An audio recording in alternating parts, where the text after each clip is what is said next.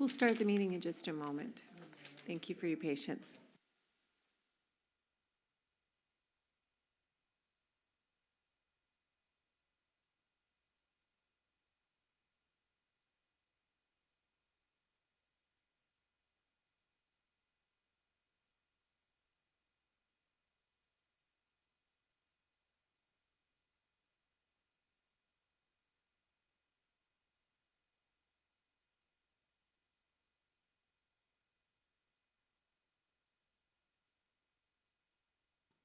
Thank you for your patience. We're going to call the Public Safety and Emergency Management Committee meeting to order. And the first one, and I'll let it, all council member, committee members are present. So the first item of business is to approve the minutes of August 4th, 2022. Do I have a motion? So moved. Second. Moved and seconded. Any discussion? No? All right, all in favor? Aye. Aye. Thank you. It's approved unanimously. All right, the next item on the agenda is a briefing about and an update about our flock cameras. Oh, and Chief, yes.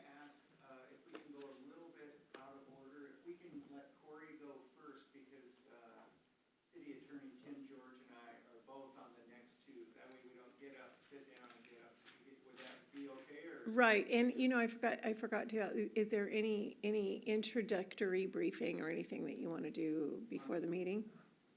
No. I will when we come up. Okay. All right. Thank you. So absolutely. So Corey, come on up, Corey. This is our code enforcement update.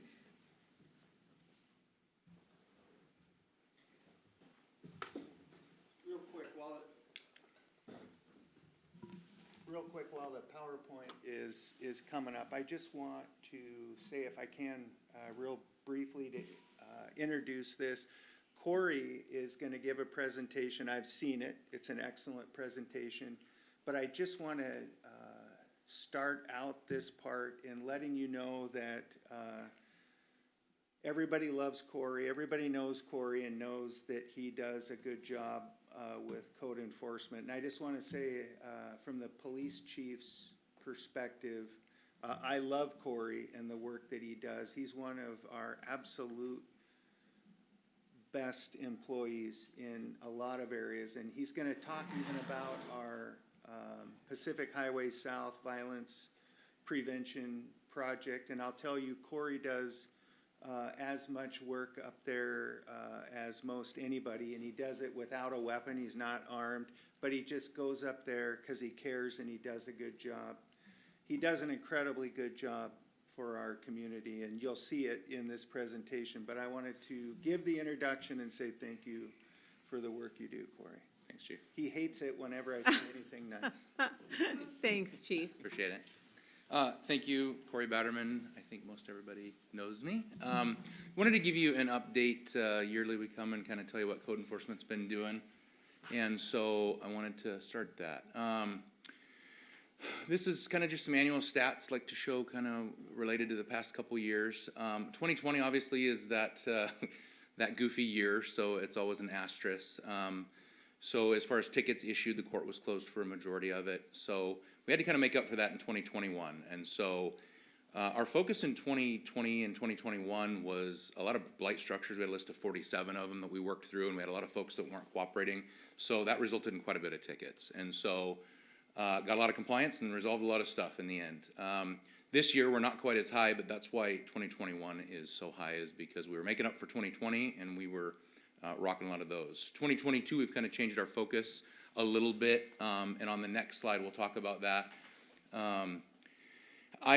One of my priorities has been this Pacific Highway South safety emphasis. I was one of the 5 fingers of that program, and the reason for that is code enforcement and crime prevention go hand in hand. The broken window theory and clean, nice communities don't breed crime, and so that's kind of what we're focusing on. So that was a priority for me. In addition to being a visual presence and getting out and contacting people, it was also proactive enforcement. Typically, our code enforcement is kind of reactive or complaint-based, but there's definitely a time and place, and this was the time and place for us to be proactive about those things. In addition to my focus up at the highway, obviously we still had day-to-day stuff coming in and complaints, and so we had to kind of triage those. Life safety issues obviously took the priority, but truthfully there were some things, longer vegetation might have sat around for a little while, and I had to kind of work through that with people sometimes because the priority we were focusing on that safety area, so. And some of the things that we focused on up there were graffiti, garbage, trespassing, property maintenance, pedestrian violations, people standing out in mediums where they're not supposed to be, it's unsafe. And then a big part of it was also partnering with our businesses up there. And it's kind of this fine line because in a lot of the things that are going on, they're victims. Victims of graffiti, victims of having their fences cut. They aren't dumping the garbage out there yet. We're asking them to clean it up. And so it's not starting out with writing tickets, it's building that relationship, partnering with them.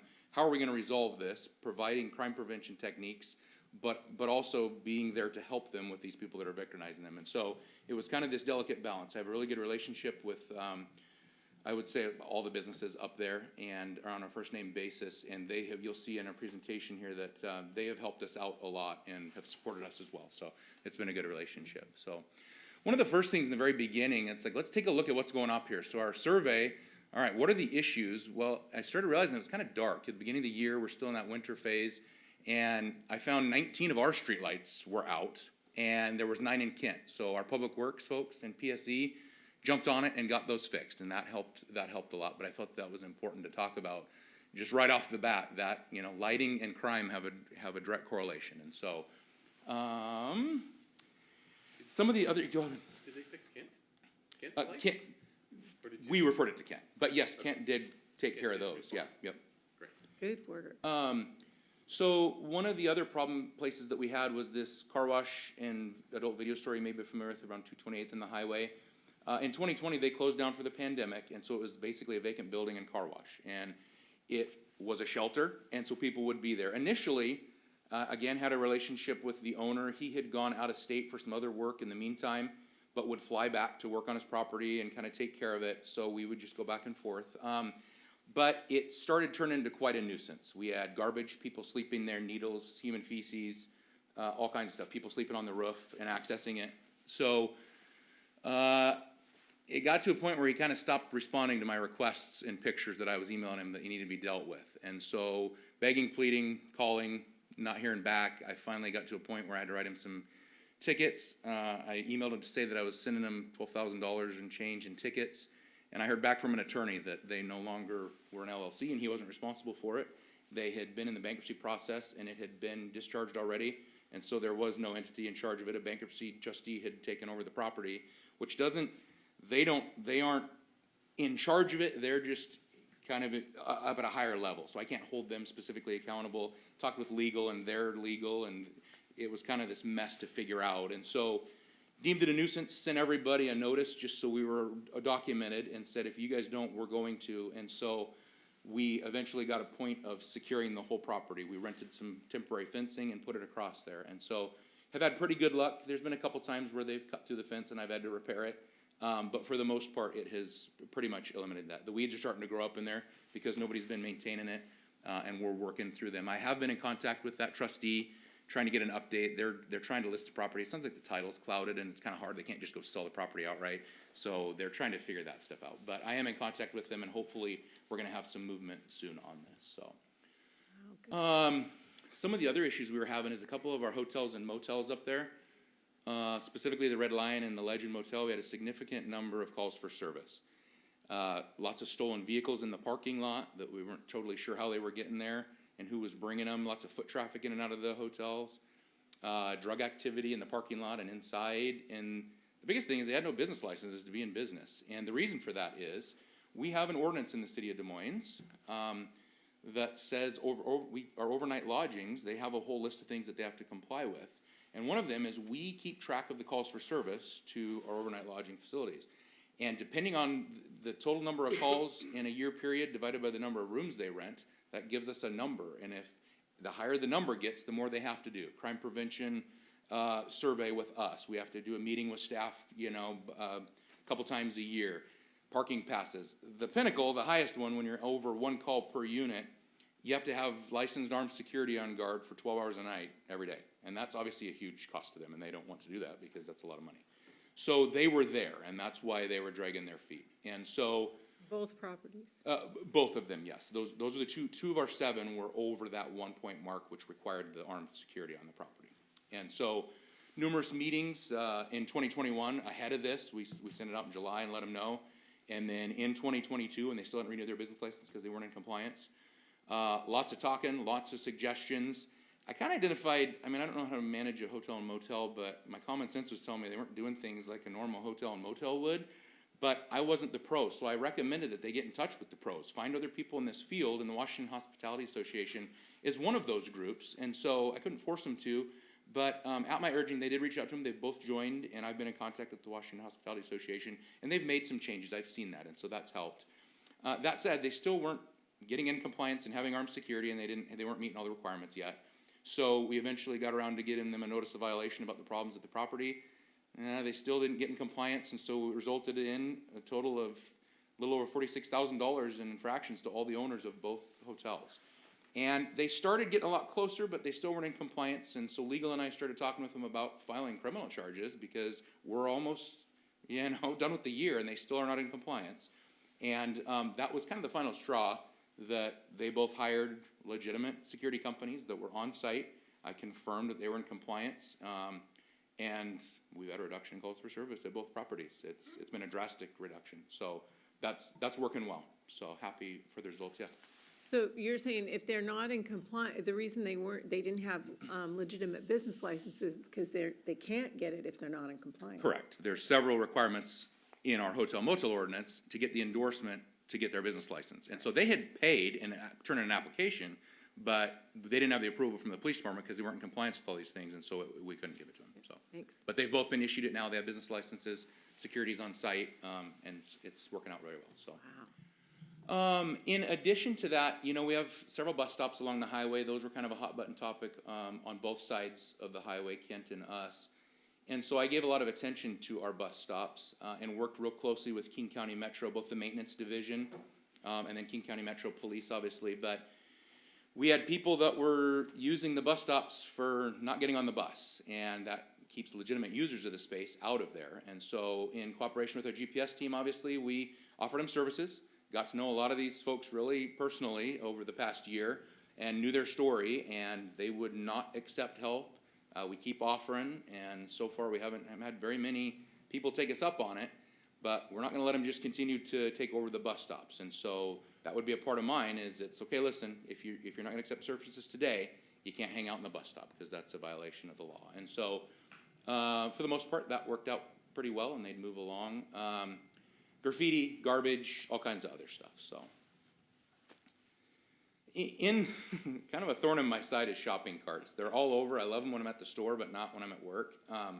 And the reason for that is they're all over the place. And in addition to just blocking our right-of-way and our bus stops and things, they become garbage cans. And then they're used as conveyance device to move stuff all over the place and then leave that stuff there. So I would sometimes pick them up and just take them back. I have a truck. Thank you guys for allowing me to have a truck. But it allows me to just load them up and take them back. But that I can't do that all day, every day. And so I started meeting with the managers of our big retailers in the area and discussing shopping cart theft laws. If they have their carts properly marked, then we can charge people that are in possession of these off their property with possession, of shopping cart theft. But a lot of the retailers, Lowe's, Fred Meyer's, don't have the proper, markings on there to meet the law, so we can't do anything about it. So I would still contact people with carts and advise them of the law. But so Lowe's still hasn't totally. They said they were going to, and they still haven't. But getting them to commit to make kind of more weekly patrols to go get their own carts.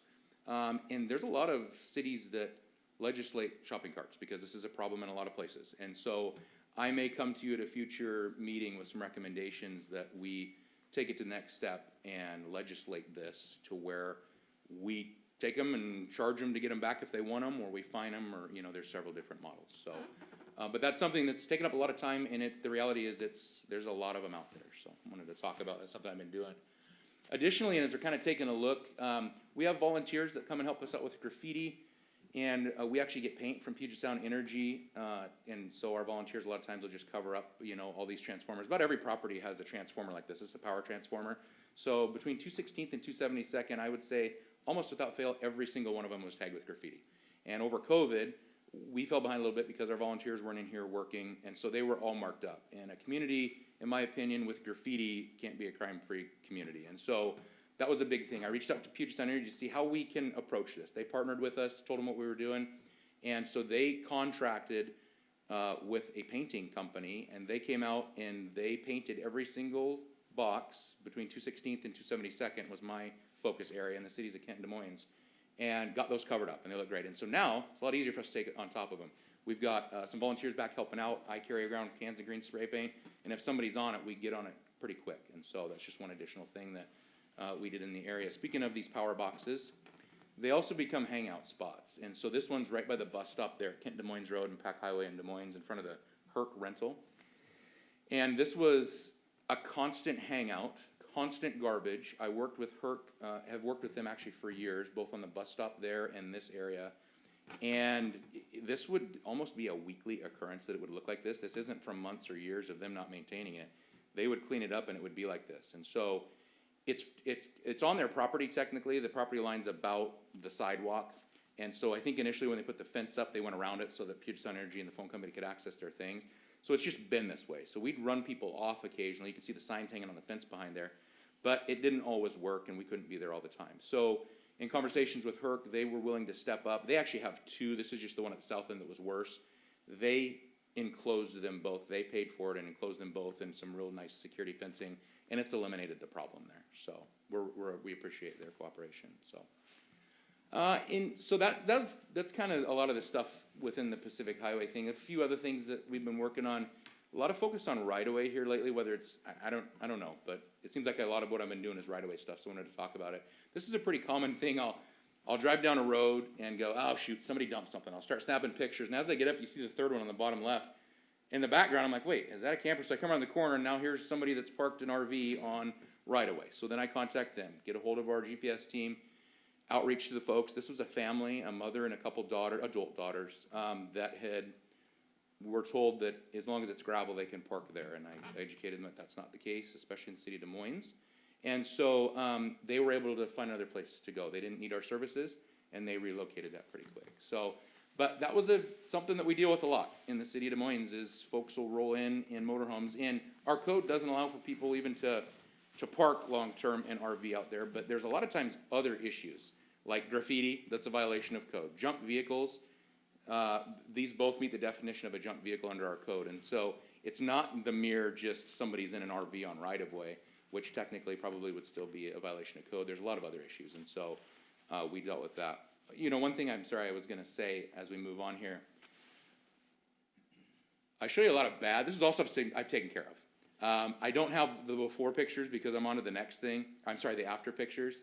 And so Chief Thomas and I go back and forth. He wants me to cheerlead a bit more for myself. We go, yeah, just showing all this bad stuff, show some good stuff. This has all been taken care of. So rest assured that I just wanted to show you what we've been dealing with. Abandoned cars, we've had an issue with that too. For whatever reason, people will abandon their cars on right-of-way, and they sit there and they become these spots for people to get into. And so this van was that case. For whatever reason, somebody put it here. Windows got busted out. People started living in it. It went undetected for a little bit, and then we realized it, and so tried to locate the owners, couldn't. Got the folks that were living in it that had no connection to this vehicle, outreach to them, tried to get them services. They found somewhere else to go. They didn't want our assistance. Ultimately, the vehicles were impounded. And so there's been a lot of that. We've had a lot of vehicles on right-of-way that have just been abandoned, and almost all of these here are vehicles that have been, at some point, somebody has got into and started staying in. Windows get broken out, and we can't really identify an owner, and so we just end up impounding it. So, other stuff on right-of-way, in addition to vehicles, is just people putting their stuff on right-of-way, and that's against our code, in addition to people storing a container on right-of-way that we had to impound, and then found the rightful owner. People in tents or these other things. And so these are folks, again, we do outreach to, try to figure out if we can change their situation, offer them some resources. A lot of times, of course, we've got mental health, and I would say almost exclusive. We have mental health and drug issues, and so try to encourage them to follow up with some of our resources. That doesn't always work, but then educate them about the code. And in both of these instances, the top and the bottom there, they start in one location, we do some outreach and talk to them and educate them, and then that's where it ends, and then they move, but they don't solve the problem and they're somewhere else. And so then we have to get to a point, that yellow thing that she's reading and that's on the tent is our notice in order to remove. You've got 72 hours. If you don't, then the city will remove it and store it for you. So fortunately, everybody, for the most part, cooperates, and we don't have to go to that point. And then just people dumping stuff all over the city. And so this is something that we deal with a lot. Public Works takes the brunt of this. We work hand in hand. I really appreciate their cooperation and helping us out. But again, I have a truck, and sometimes it's easier just to throw it in the back of my truck and go drop it off at Public Works because our Public Works guys are busy. So we share that responsibility, but it's definitely something we have going on. We have some problem spots that we try to patrol more. We have some secret cameras we've tried to put up. It's just hard to catch folks because they do it quick and nobody sees it. And so I try to educate neighbors. If you see something happening, call us so we can try to catch these folks. But at the end of the day, we're left with a lot of this stuff to clean up. So, and then in addition to that, we've had several other things going on. We've posted stop works, somebody building a structure without permits or redoing a deck and not doing it the right way, and so we have to tell them to stop and come get permits. 8 structures in the city we've deemed unsafe to occupy. This is red tag, you may know it as, where we've posted them that they're not able to occupy it, and they work with us. 2 of those have been marijuana grow houses. We'll get information, our street crimes team or our detectives will go and serve a search warrant, and then most of the times in these, they have done unpermitted illegal wiring that makes it unsafe. And so that becomes a code enforcement issue. And so as part of that team, we get the power disconnected, and then we identify the owner, and it's not allowed to be occupied until they go through the city and fix the problems there. So we have 2 of those there. Both owners are in contact with us and cooperative so far, so that's good news. And then we've had, of those, sometimes people are able to fix them, sometimes they have to demolish them, and so one of them successfully has been demolished this year. And then lastly, I'm a part of the Washington Association of Code Enforcement, which is our association of code enforcement officers throughout the state. They do a lot of training, but it's also a great place to network with other code enforcement officers about what's going on in their jurisdictions. Makes me feel a little better that we're kind of like everybody else. We're dealing with the same stuff, but we're also able to share things. And so every year we have a training conference. I went to that in September for 3 days. A lot of information on homelessness issues, how people are dealing with that, what some other counties and cities are doing. And we're right on par. We're doing kind of like everybody else is. But what I enjoy the most, it's good training, but I enjoy the networking, getting to know other people in code enforcement. And it has expanded my contacts because at any time I can pick up the phone and call somebody. And then likewise, I get calls from other people because there's a lot to this, and we all don't know everything every day. So I think that's pretty much it. Good reminder that the best way to report code enforcement issues to us is through our website, DesMoinesWA.gov/reports, and then click on Submit a Code Enforcement Complaint. It's pretty easy. Just click some check boxes and submit some info. You can give me a call or shoot an email to us. So with that, unless you guys have any questions, that's all I've got for now. Yeah.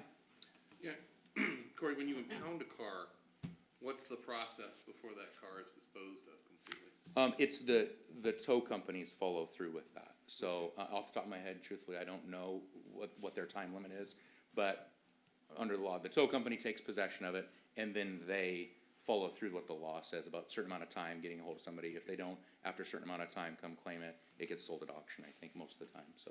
And does the cost of it sitting in their impound lot get taken out of the auction? Yeah, work? That's typically how they do it. I can't speak totally to it, but they like taking nice cars because people typically come get them and they pay them for them, right. And so that's the benefit of it. On some of these other ones, I don't know if they recoup all their costs, but we're contracted with them and they never have a problem taking them. They're really cooperative with us. So, but I don't know how the money specifically works. So it's not costing us anything to. No, the way I understand it, no. Okay. No. That has happened in other places where they thought it was a great idea to impound cars and ended up paying more in impound fees. Yeah, no, and this, for abandoned vehicles and stuff like this, no. Okay. There's no cost to us that I'm aware of.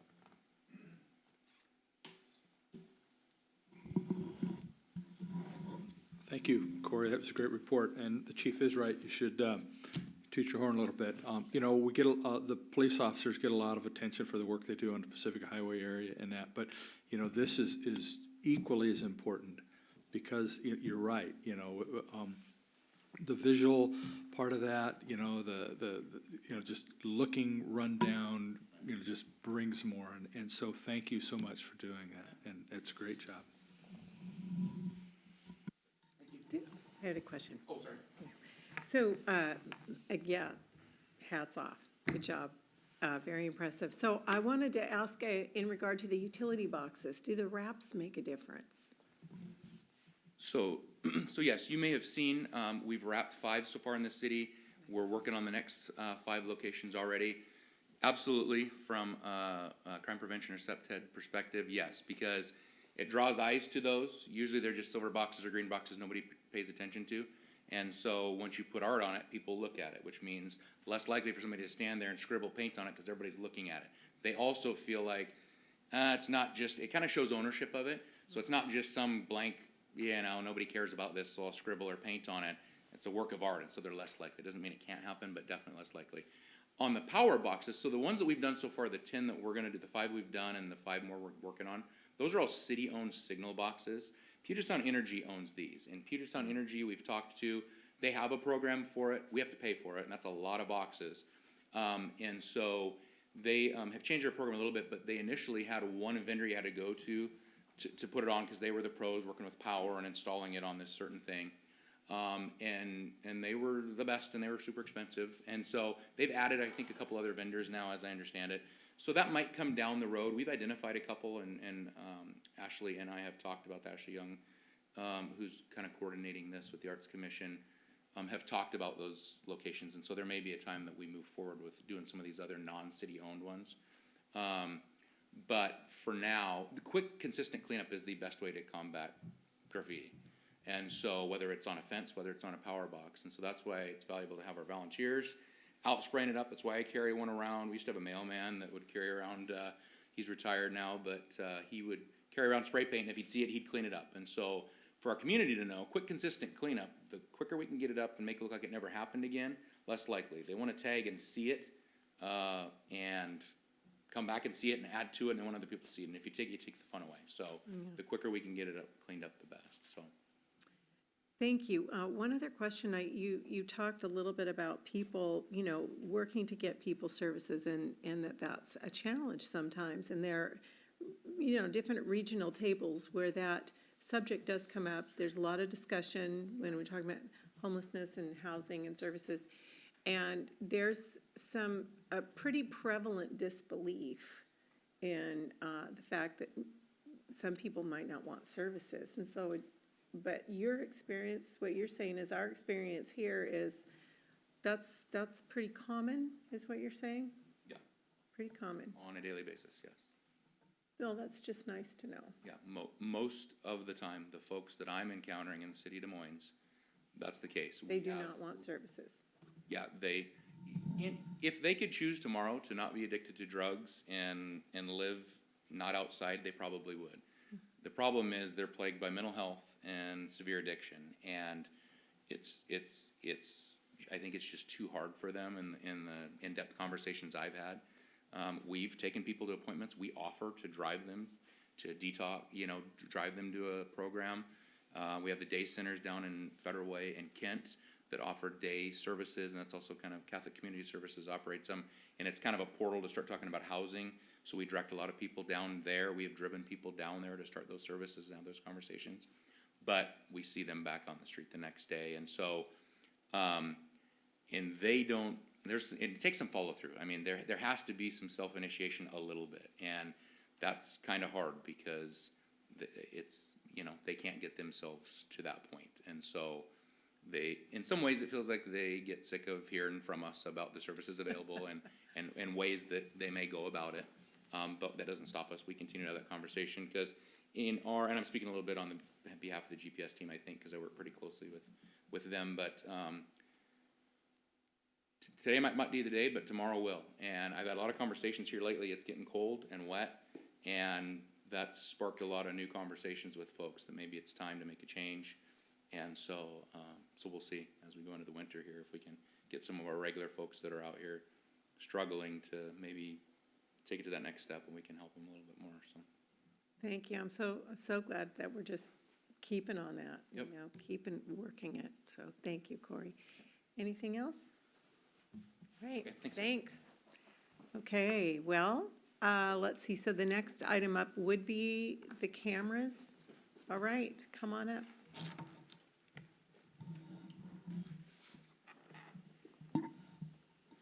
So I think you can see why I feel Corey is so important to us, and I wanted to give that introduction. So before I go into the flock camera, just to bring this committee up to date on some current events, you may have seen the news or been aware, but I did a press conference yesterday about a carjacking, robbery, first degree, where the 4 suspects were released from custody. They're out of custody, and it's really, I made the comment at that press release that this is about a failure of our criminal justice system in King County. I'm not throwing stones at any specific person or department. I'm just saying we're not serving our residents, we're not serving our victims, and we're not serving our communities in keeping them safe. And I wanted to make that point. Well, darn it, after I made that point, I learned that on Tuesday, probably while I was in the middle of the press conference, we had an incident in town where a 62-year-old victim who works for the King County Water District was severely assaulted, punched, kicked, knocked unconscious. Several bones in his face were broken. We filed that case with the prosecutor's office, and I know there was an issue with a checkbox on the form, and if you've seen any of the news or press conference, I don't believe that a checkbox on a form should be the determination on whether a person is held in custody or not. I think we're smarter than that. We're more sophisticated than to rely on that. But I will tell you, I'm going to give another press conference tonight because that suspect who assaulted the 62-year-old water district person who was doing his job, who was knocked unconscious, who both of his orbital bones in his face were broken, his nose was broken, and his jaw was broken. That suspect is currently out of custody and was released by the King County Prosecutor's Office before even going to his first appearance. So I've had long conversations with the King County Prosecutor's Office today, and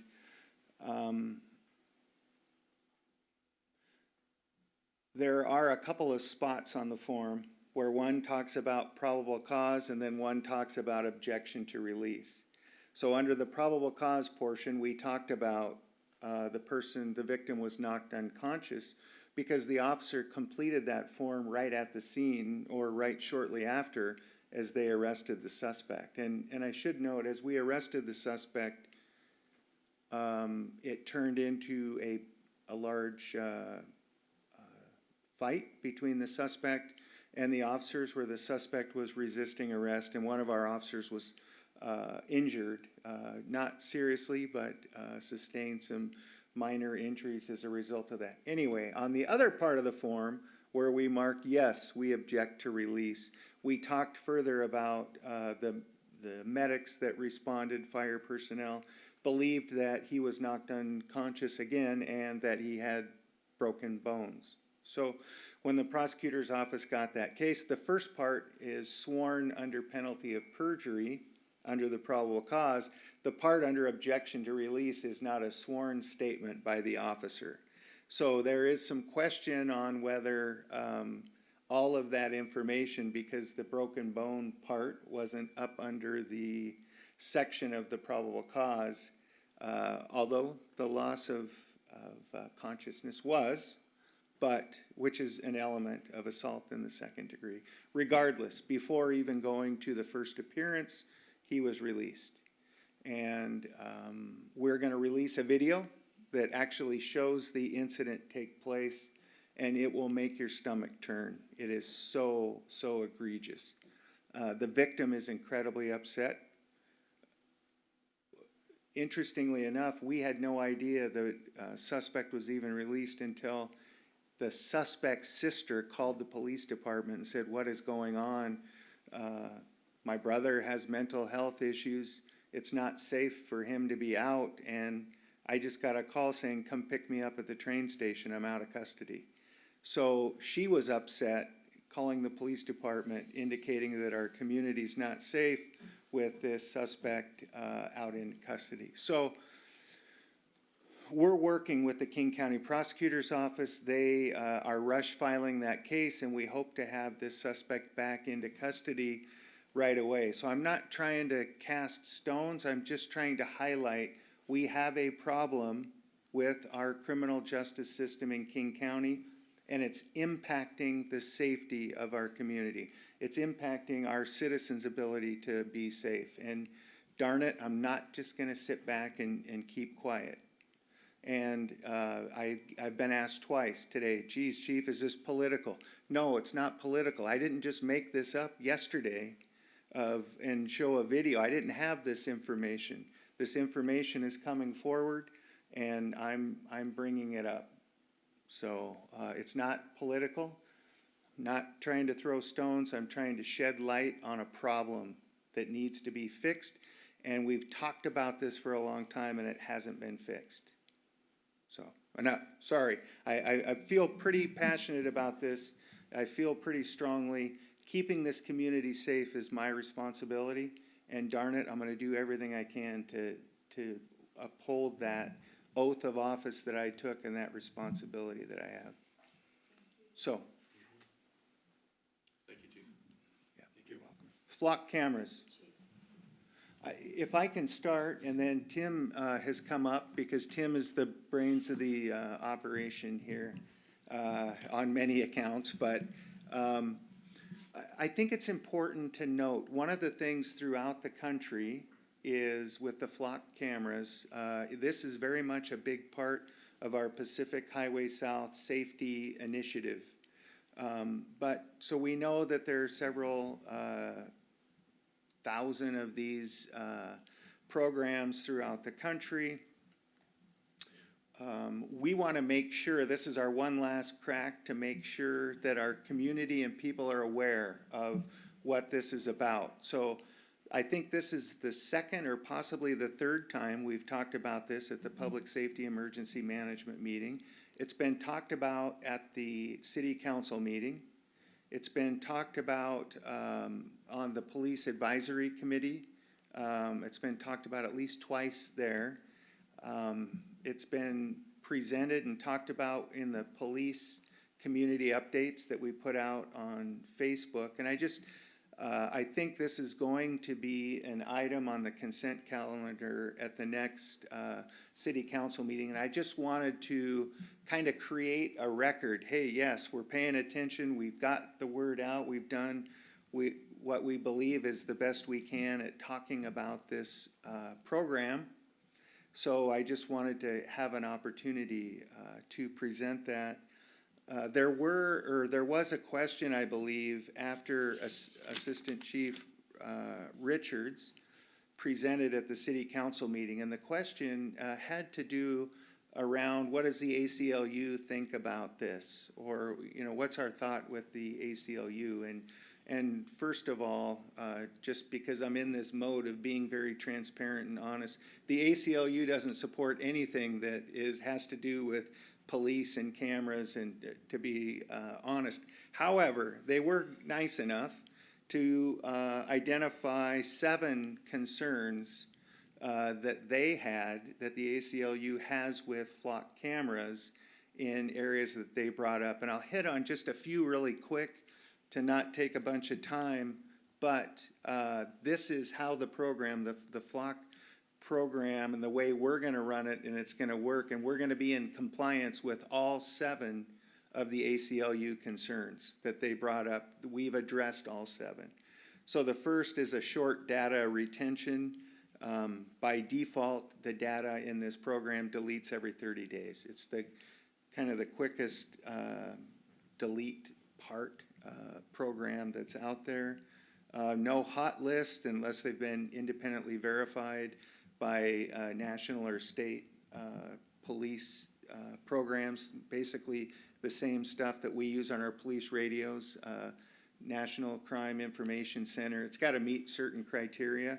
Our information that we use for the flock meets national standards. No data sharing with third parties. We don't share with third parties. Consult legal counsel. That's Tim. Open and public input. We've had a lot of that, I believe. And public audits and reports. Require investigative reasons. So you can't get on there and just look out of entertainment. There has to be a legitimate legal reason to review the data and the cameras to try to solve a crime or criminal activity.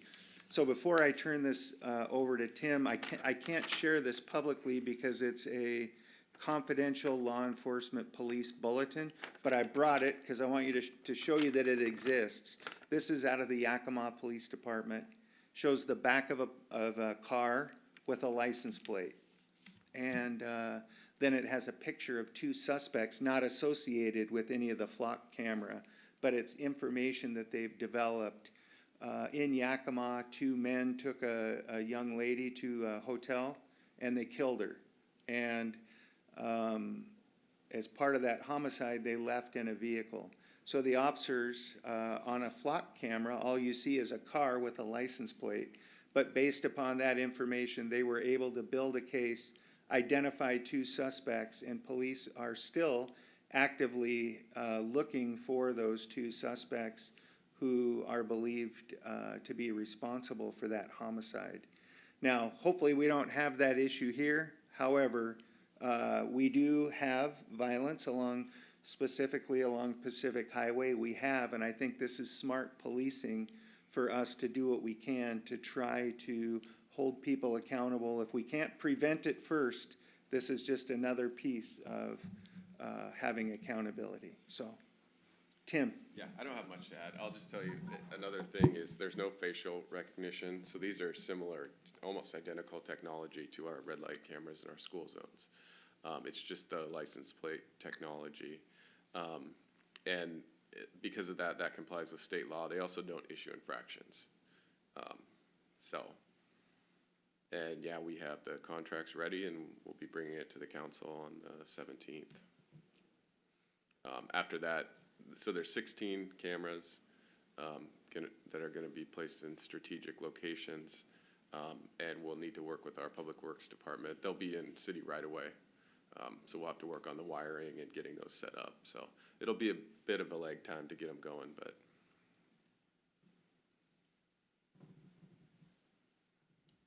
Yeah, just a quick question, because I don't think you started at the beginning explaining how how the process works, and I've heard it before, but I think for the purposes of this, it would be a good idea to say, this is what the flock camera is gonna do to help the police. Could you go ahead and do that? Yeah, thank you.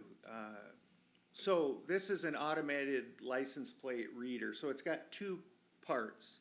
The first part is if a car drives by and it's a stolen car, or a car that's associated with a warrant for violent crime or something like that, there will be an alert notifying the officers on duty, a description of the car, the license plate, and that it just went past this location.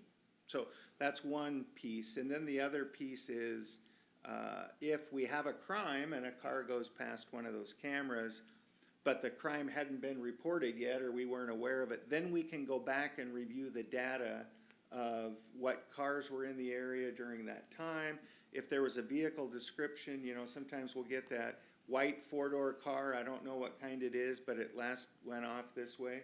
So we can punch in white 4-door car at a certain, with certain cameras at certain locations go in certain directions, it'll pull up every white four-door car that went by and provide license plates, and then we can refine that down and do our investigative work to try to identify the suspect. So it would, on the first incident on the Yakima, the guys who were here from Yakima, there is a license plate.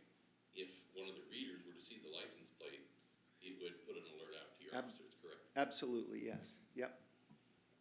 I believe on this specific case, they didn't know that a crime had occurred, so they identified it through my second example, but now there is a murder warrant associated with that plate. So if it goes past any one of these flock camera systems, it will hit alert, hey, there's a homicide suspect vehicle. And I don't know if I said it this time, I know we said it others. The city of Kent is also doing this, and the city of Tukwila. So we're working together trying to put, it's a regional approach to this violent crime initiative. And so with this camera alert, or license plate alert, you'll be able to get direction. Yeah. And if it hits 2 or 3, you know they're going south or north or wherever, so you can focus. Yep. That's great. Yep. Well, once again, I think it's really cool to see the technology that's come forward. I really appreciate the regional approach to this with the neighboring cities and jurisdictions. It's a huge workforce multiplier, and it certainly makes the communities safer with this kind of technology. You can't hire a police officer for every corner, but boy, this gets really close in some of your areas where we know that there's a higher level of crime. So thank you for that. Good work. I'm looking forward to it. So look forward to having it on board. So thank you. Okay, so we can move to the next item that you're both here for, the Redondo Speed Zone subject. All right. Yeah, I can start. Take it. So recently there was an amendment to state law that added an additional avenue that cities can use to enforce or to use cameras to enforce speed violations. Previously, we've been authorized to do red lights, school zones, buses, school buses with the arm, and then there was some various pilot projects that were authorized for certain cities that Des Moines would not have been allowed. But this new one is a public park zone.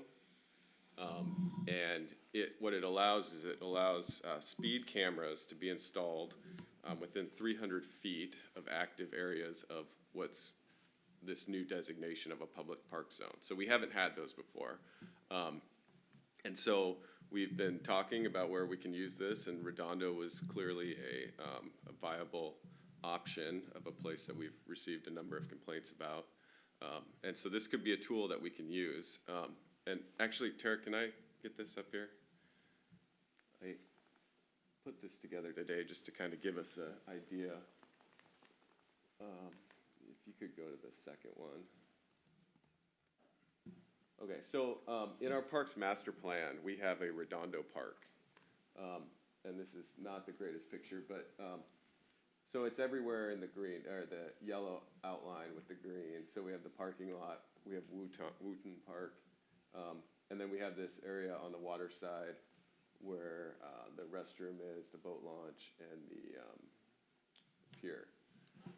So we're originally looking at this to say, okay, that's our park zone. If the council were to declare this a park zone consistent with the statute, where could we put these cameras? So if you could flip to the next one. So this was originally what we were looking at. And we've talked with ATS about doing some speed studies down there. First looking at these locations. And this, as you can see, it's pretty close to the stop sign there, the three-way stop. And so this 300 feet may not get us where we need to be as far as looking at real speed violations on the boardwalk. So if you could go to the next slide. So this parcel right here, King County doesn't have an owner for it. when you look at the parcel viewer. But we found that in 1915, it was dedicated for public use, as well as the parcel to the north, north of Salties. And so originally that would have been King County, but after the city annexed this, we take control of those properties. So we were considering if we were to add this through our Parks Master Plan as a park, which we should do anyway if it's public property, that would then allow us to move all of our potential area. And if you go to the next slide, you'll see that brings the 300 feet past that first intersection, quite a ways down there further. So we've talked to ATS about doing a study down there. ATS.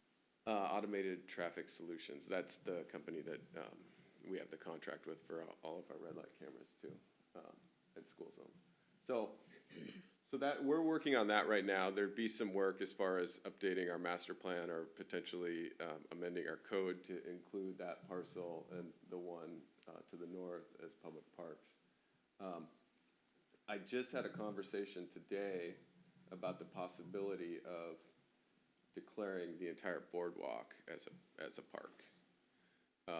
And we've had some concerns about that because of the funding we received to create a transportation facility.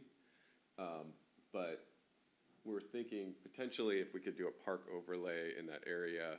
It is used as a park. We've designated it as a trail, and we've also designated the majority of our trails as parks. We just haven't designated this one. So we're gonna look at that and confirm whether or not that would have any implications to federal funding we receive to build the boardwalk. And as long as we're okay with those grant agreements, we may come back to the council with the request to designate the entire boardwalk. And then that would open us up to actually identifying the premier location that has the highest speed issues. Because there are, down in this area, I think there is a raised area in there, and then you're also approaching the stop sign. So depending on what we find with some of our speed studies, it may be that higher speeds are located further south, which is where we'd want to have the camera. So these are all, this is a brand new tool authorized by the legislature. ATS had said that they've had discussions with a few cities, but they hadn't installed any. So we're kind of figuring out the process. And if we move forward with it, we'll probably be one of the first. But given what we know about Redondo and the complaints we've received, this could be a pretty good location for this type of tool, especially given the number of people that you have down there, right next to the roadway. So if I can, are you done, Tim? Yep. So if I can say just a few things about this project. First, a huge thanks to Tim George and the city attorney's office. He's been 100% on board with the technical part. I just want to do it, but he's making sure we do it right and we make sure we're in compliance with all of the stuff. So thank you very much to Tim. And then really to Deputy Mayor Buxton, to you, Tracy. We fought hard last year in the legislative session with our lobbyists to try to get the ability to put speed zone cameras in Redondo. And we didn't think we got there. After the session was over, we asked our lobbyists and others, and we didn't think that we were able to do it based upon the law. We hadn't thought, gosh, could we make things parks? We hadn't come up with these ideas, and Tracy had gone to a meeting of deputy mayors or something else, and they talked about this, and so Tracy brought it back and said, hey, will you guys take another look? We did. I went to Tim and said, Tim, what do you think? So Tim did a lot of work, and then we had a meeting with many members of the Redondo community. And the mayor and deputy mayor were there, and they heard the concerns. We listened to a lot of concerns, and we heard what they said. And one of the top priorities that we could do in a reasonable amount of time to make a significant difference was this speed zone camera project. So thank you to the members of the Des Moines, or of the Redondo community. Special thank you to the mayor and deputy mayor and the rest of the council. The city manager has been incredibly supportive of this, and of course, the work that Tim has done. So as a city, we are really making some positive strides on something that we feel is very important to the community. Now, next steps. We've been talking with the company that puts these in, that we work with, ATS. And so the next steps, they have done some preliminary work. Now they're waiting to hear from us on where we're at with our park designation. And so I believe we'll be coming back to the council relatively soon when we can figure out, can we make the boardwalk a park, or do we just rely on the parcels, and how do we get them as part of the park master plan? What's the process to get that done? So Tim is working on a lot of the difficult legal issues, but he's working on them, and I believe we're getting there and we're close. And then once we have our parameters of possible locations, then ATS will come out and do their studies to make sure it's viable, and which we all know that it is.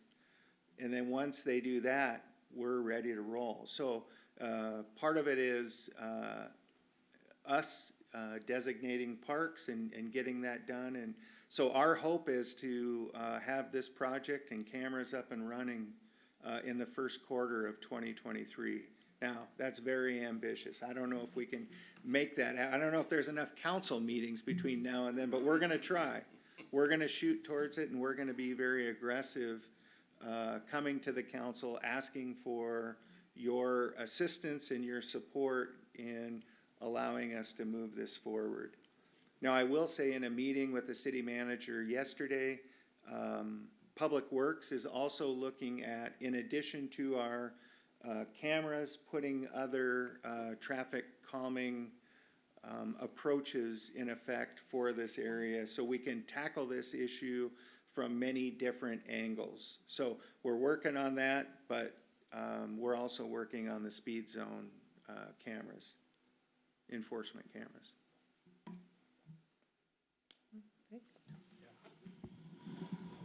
Yeah, I think, your timing, you call it aggressive, but I think it's important because, as we're into winter now, and as we get into spring, we'll have this, and it'd be nice to have this all in place before all the cruising starts to happen. The other thing, I spent a number of years driving Redondo Beach Drive back and forth to my office at that time. And that road, maybe it's just an optical illusion, but it seems awful narrow as you go down there. And you've got, the sidewalk here, and you've got the boardwalk here. And I think the speed limit's 25.